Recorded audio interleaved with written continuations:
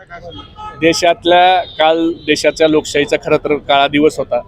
देशातल्या संसदेच्या मध्ये घडलेल्या प्रकरणावर चर्चा करावी अशी मागणी करणारे देशातले 141 खासदार यांना निलंबित केलं गेलं. त्यामध्ये खासदार आदरणीय सुप्रियाताई सुळे यांना 7 वेळा संसद रत्न, 2 वेळा संसद महारत्न पुरस्कार मिळाला आहे. अमोल कोल्हे यांना 2 वेळा संसद रत्न पुरस्कार मिळाला आहे. आणि अशा खासदाराला फक्त देशातल्या संसदेवर झालेल्या प्रकाराच्या बद्दल चर्चा मागितली म्हणून निलंबन केलंय.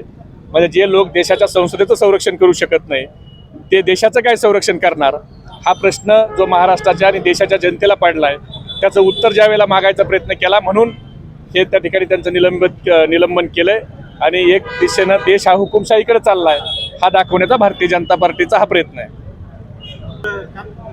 उपराष्ट्रपतीची मिमिक्री केली जाते त्याबद्दल काय? असं आहे की या देशात सगळ्याच्या मिमिक्री करतात. जरी एखाद्या खासदाराने केली असेल त्याला समज देणं किंवा त्याला निलंबित करणं इथपर्यंत आपण समजू शकतो. पण 141 खासदारांना उपराष्ट्रपतीची मिमिक्री केलेली नाही.